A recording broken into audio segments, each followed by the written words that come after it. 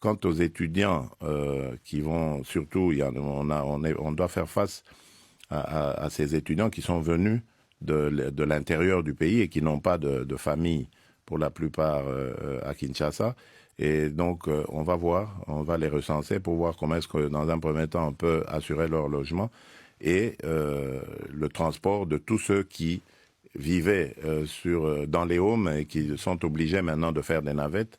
Nous pensons à mettre des bus sur des endroits stratégiques de la ville et ces bus vont effectuer des navettes le matin pour amener les étudiants à leur cours et le soir pour les ramener à la maison. Donc ça se fera en deux temps. C'est à cela que nous attelons au niveau du gouvernement et nous espérons ne plus jamais connaître ce genre d'incident. Monsieur le Président, comment va la coalition Cash-FCC?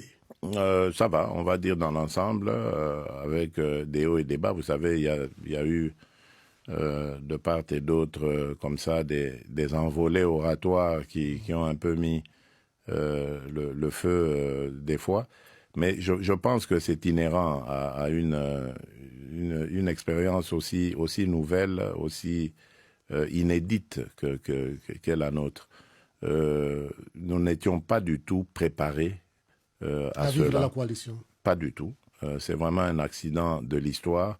Même si en politique avertie, nous aurions pu prévoir le coup, parce que moi je me rappelle qu'il y a 10 ans, j'avais fait une interview à Kinshasa où je parlais de ça, que c'était possible un jour que les Congolais décident d'envoyer un opposant à la présidence et de maintenir l'Assemblée aux mains de ceux qui étaient au pouvoir à ce moment-là. Donc c'est possible, on peut l'évoquer, mais quand ça arrive, on est quand même surpris.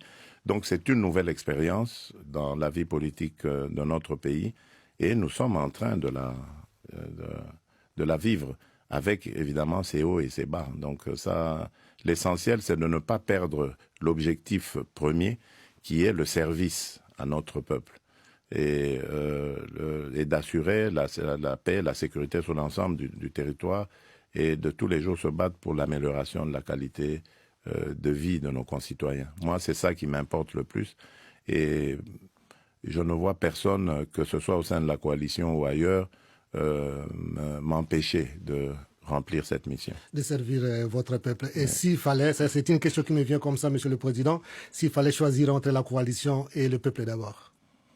Ah, le peuple d'abord, forcément, toujours. Ça, c'est pour ça que je suis là, c'est pour ça que j'existe, c'est pour ça que je suis en politique.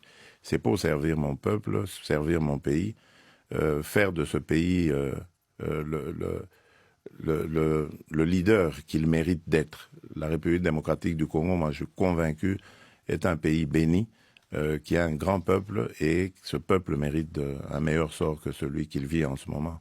Et je crois qu'aujourd'hui nous sommes tous d'accord qu'il faut faire quelque chose pour ce peuple et nous y travaillons. Le 30 juin de cette année, votre pays, la République démocratique du Congo, va accomplir 60 ans d'indépendance. Oui. Quel Congo arrive à 60 ans d'indépendance et que comptez-vous faire, Monsieur le Président? Bon, évidemment, les préparatifs, les réflexions ont déjà commencé. Il faut très bientôt, on va installer le comité organisateur des festivités. Mais le bilan que je peux en faire après 60 ans, c'est que très sincèrement, moi je pense que nous avons un peuple qui est arrivé aujourd'hui à maturité. C'est vrai qu'il y a encore beaucoup de difficultés d'ordre social. C'est vrai, mais le peuple est mûr. Aujourd'hui, je crois que c'est un peuple qui n'est plus à même d'être manipulé et amené à faire des choses contre son gré ou contre ses intérêts. Ça, c'est un grand avantage. Un peuple qui a compris qu'il veut un Congo uni, une nation prospère, et qui est devenu très exigeant grâce à sa maturité, parce qu'il exige de nous, acteurs politiques, de le servir comme il se doit. Et je crois que en allant dans ce sens, de favoriser l'instauration d'un état de droit, en favorisant davantage l'expression des libertés et des droits de notre peuple, je pense que nous arrivons très vite à un niveau que beaucoup nous envieront, parce que le peuple congolais, comme je l'ai dit, est un peuple leader et qui a eu beaucoup de difficultés ces derniers temps avec les guerres et tous les systèmes politiques qu'il y a eu, mais qui aspire à vivre en paix et en bonne entente, en tout cas avec tous ses voisins. Vous êtes un homme de paix. Est-ce qu'un jour vous comptez rencontrer l'opposition pour parler, pour dialoguer? Mais je rencontre déjà l'opposition. Hein. Il y en a qui m'envoient des messagers, il y en a que je rencontre aussi, que je reçois. Je ne sais pas s'il faut le faire de manière symbolique, mais pour quelle raison? Je crois qu'en garantissant déjà les droits et les libertés de chacun,